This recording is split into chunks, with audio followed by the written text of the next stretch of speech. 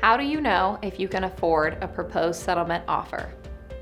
Divorce is hard, and the emotional toll can make it feel like you've been drained, and the only thing you want is for it to be over.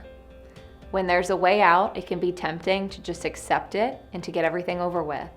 Unfortunately, many people just sign and don't actually have any idea if what they're signing is going to work for them in the future. They guess. There's several ways to evaluate a settlement offer, but unfortunately, a lot of people just go by general rules of thumb, guessing, or even just hoping that it'll be okay. This is one of the biggest financial decisions that you may ever make, and if there's no do-overs, then we need to make sure we get it right.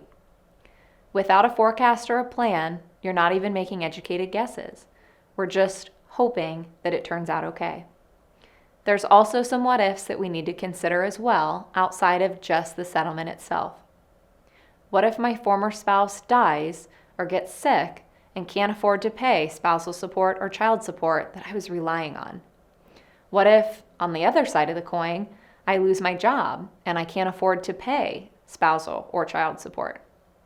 What if I can't afford to keep the house, but I also can't afford to sell it because of how much we owe on the mortgage? What if my ex agrees to pay off some joint debts, but then as soon as we're divorced, declares bankruptcy?